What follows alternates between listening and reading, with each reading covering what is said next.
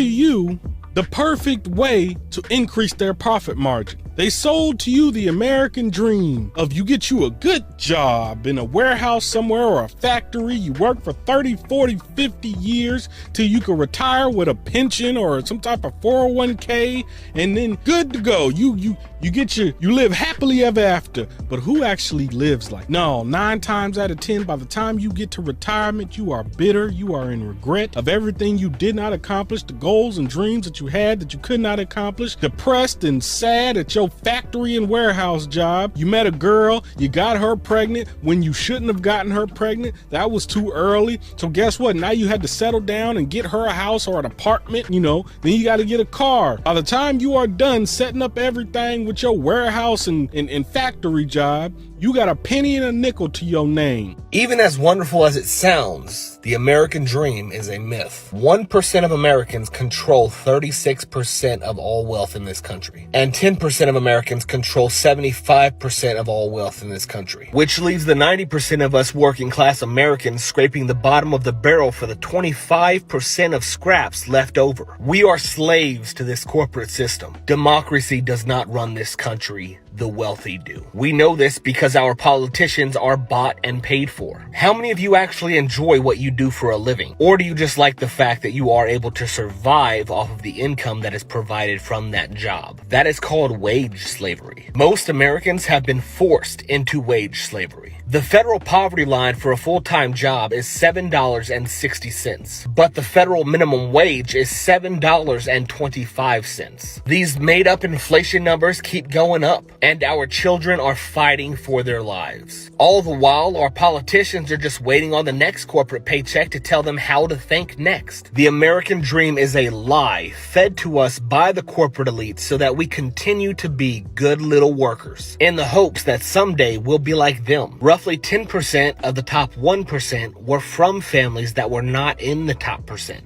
That means you have a 10% chance of making the American dream come true. And that doesn't take into factors like sex or race or disabilities. The ultra wealthy are not your friends. In fact, they couldn't be further from it. So the next time you go to vote, pay attention to who's bankrolling your politicians and who is aiming to cut taxes for the rich, because trickle-down economics has never worked.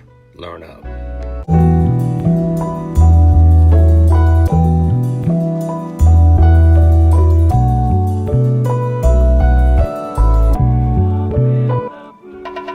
$1 million 1993 today is now $2,070,000.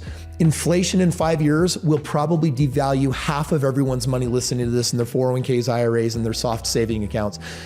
Like right now, the world is a wreck, and their only solution to the devaluation is they're gonna have to work harder. Over the last 20 years, 2002 to 2022, salaries have increased 27%, but the cost of a home has gone up 148%. In other words, like our cost of living and lifestyles is not keeping up. Average person drives a $60,000 a year car that has a $50,000 a year salary with over $100,000 of student debt, 60% of America living check to check.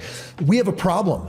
And being busy is not the solution, and getting another job is not the solution. You have to graduate and develop more of the Gen Z millennial mind that says there's gotta be a smarter way. It can't be the immigrant way of just work harder, because there is something to say for hard work. But if it's not smart enough hard work, then it's stupid work. It's dumb work. And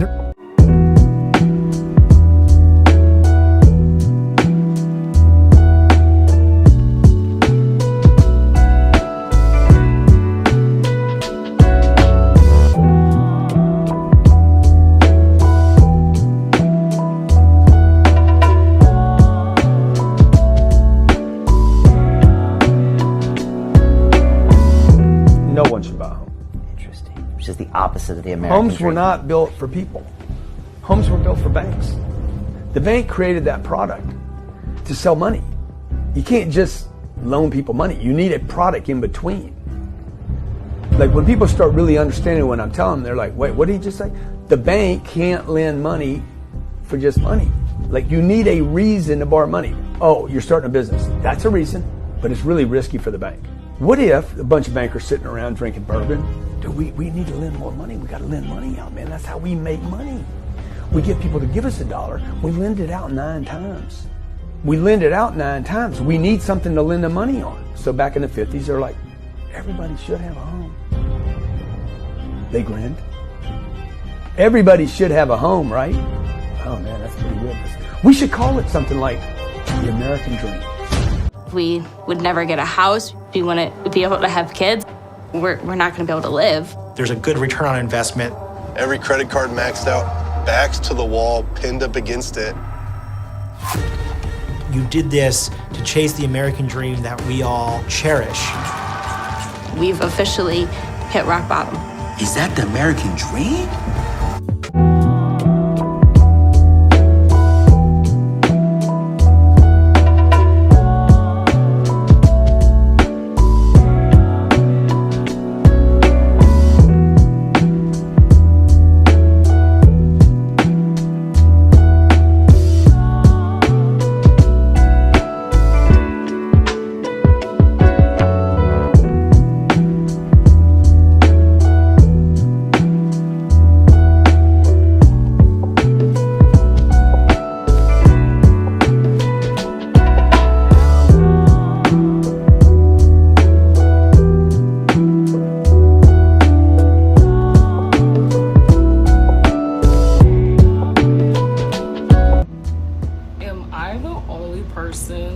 Am I the only Gen Zer right now that low-key feels like this whole American dream is like a whole setup for like misery and failure? Like low-key, the idea of spending the rest of my life and working a 9 to 5 for the rest of my life until like I'm 70, 60 something years old, because you know Republicans want to push up the retirement age, is fucking like demoralizing. Like, it's just not even worth anything. Like, there is no life fulfillment or professional fulfillment. Any person who like really wants to live like an amazing, you know, life is gonna feel fulfilled by doing a 9 to 5 job. Like, you're just not. And all you're doing is working for the pennies on the dollar that these corporations give you to make them rich. And like, the thing is this, these people do not see us as people. Like, look at this. The CEO said that the economy needs to, like, unemployment needs to be at 40-50%. That's worse than the Great Depression. This man had the audacity to go live in public and say that our economy needs to have half of the people have no jobs. Like, there's so many things wrong with this, and this just lets you know they don't see us as people. They just see us as clones that are there to produce them money so they can go do whatever they want, because in their heads, like, there's this like this delusional thought that like for some reason you have to be insanely rich so you can enjoy the fruits of the world. And the thing is with Gen Z, like, you know, you have Scott Galloway and you have all these people talking about, oh, you guys don't want to work, y'all don't want to do anything, and how we just are so unmotivated, we don't care about anything. Well, it's because there's nothing really to care about when you break down the plan. Like, when you break down this system, the system says you're supposed to work for like 40-50 years and give your best life to a corporation, spend a third of your life working, and you have little control over the time you have off, where you travel to, and you're supposed to pay taxes, and then everything is super expensive, so you can't even achieve the American dream. So you're spending your whole time trying to get money so you can just live.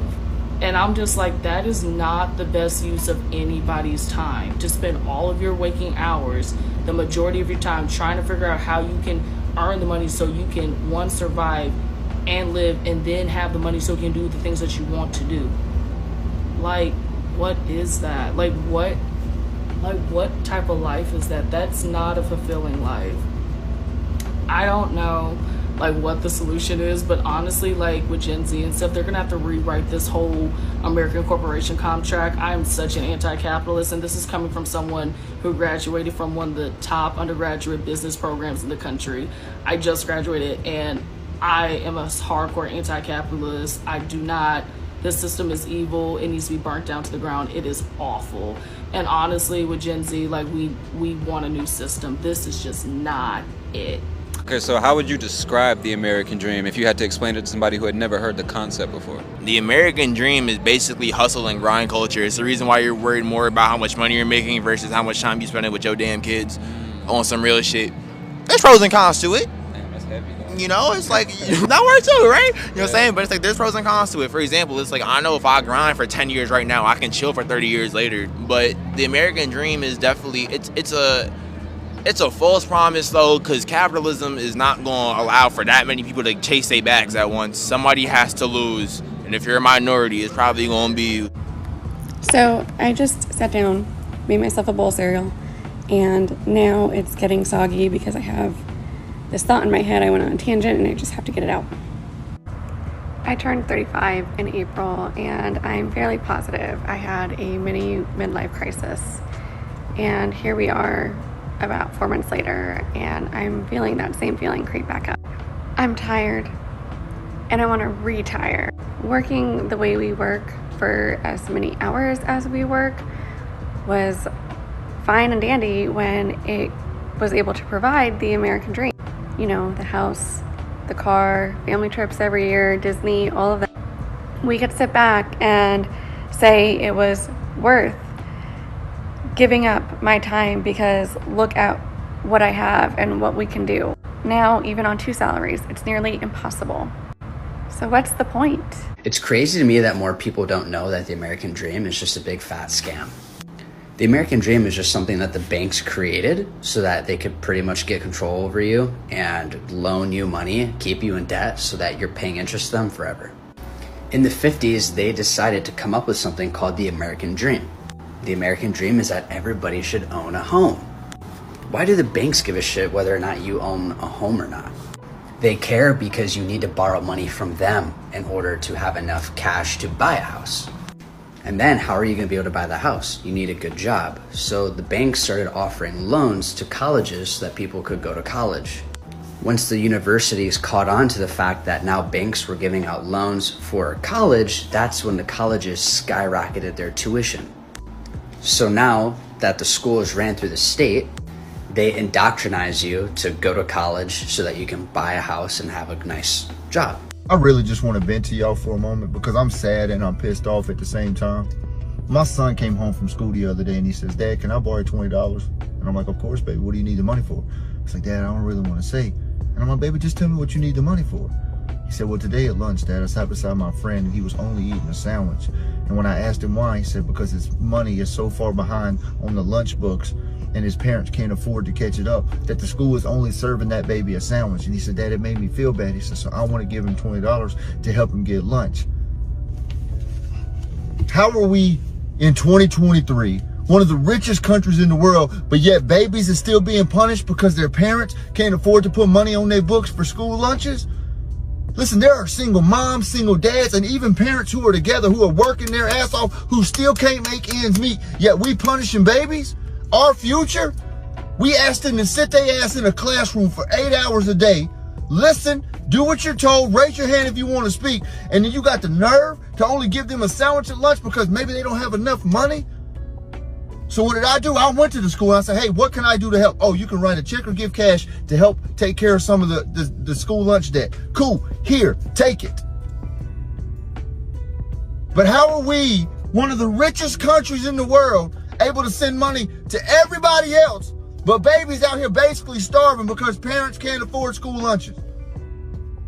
Make that shit make sense. So this is what I do. I challenge each and every one of you. If you have the availability, if you are financially stable enough, reach out to your school districts, something, and see what you can do to help these kids. Because it makes no sense. And maybe not every school district is like that, but I know the one that my son is in, all you get is a sandwich. Come on, man. Make that make sense. Our babies are our future. We got to do better for them. We got to do much, much better for them.